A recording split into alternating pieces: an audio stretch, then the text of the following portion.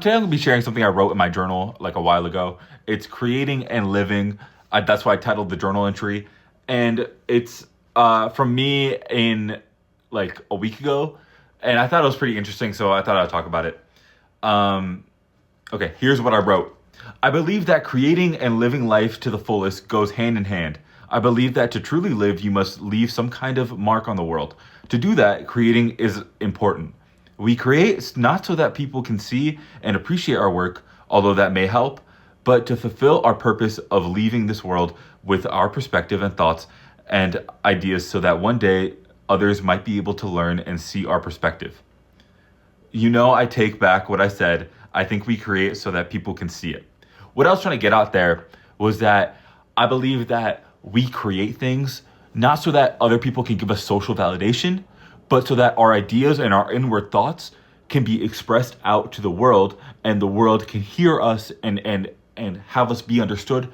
Because I feel like what humans really, really desire is just to be understood and have their feelings reflected back to them, you know?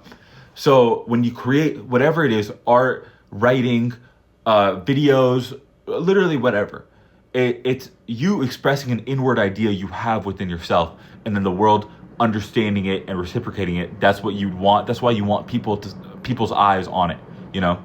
Okay, there's a freaking horn in the background, so don't worry about it. There's like a little beeping thing in the background. Don't worry about it. Whatever. I'm sorry. Okay, next paragraph. But there's also another aspect to creating that is consistent of personal satisfaction. Like we don't need people to see our art. We just need us to appreciate and create it. I think that there's satisfaction in creating and making something that is yours, truly yours, something that can't be replicated from anyone else. I think that that is the truly best part of life. So again, what I was trying to get at was that creating something is something that only you can do. When you create something, that thing is yours. No one else can have that because no one else is you. No one else used their ideas to express their thing. The train is going by.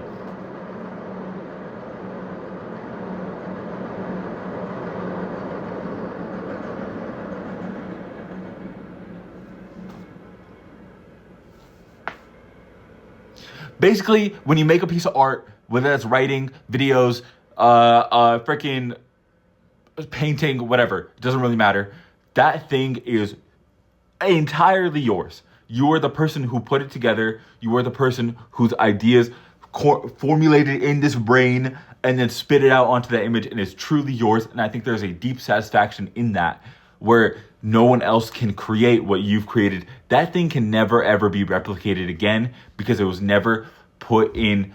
You, like the person who's replicating it, who tries to replicate it, never put in the same effort that you did, never originally came up with the ideas, never had the different inspirations and then put it together in their mind. It will never be theirs. It will always be yours. Okay, next paragraph. To create, you need to have discipline, but you also need to be relaxed and have time to intake media and art from other people, which I believe lets you craft a better result for what you are creating. Create more than you consume. And then I put 60% consume, or 60% create, 40% consume. So what I mean by you need discipline to create is that it takes a certain level of effort to make something. You need to actually go and write down what you need to write down. You need to go actually do the brush strokes to get the painting to work. You need to put effort behind the skills to make whatever you're trying to communicate actually something that can be visible. And that's where people get caught up, is the effort part. People tend to get caught up in the fact that like they are not skilled enough to create, when that's not true. You are always skilled enough to create. It's just that you can always be better. I also believe that you need to have different forms of inspiration, right? So that means consuming some kind of media, right? So taking an inspo so that your brain can formulate it and can do this little concoction of all the inspo that you have and then spit it out onto the screen or onto the paper or whatever. For me, it's the screen because I'm making videos, whatever. And then I said that you need to be 40% consuming, 60% creating. As in, you need to be creating more than you consume, basically, when it comes down to it.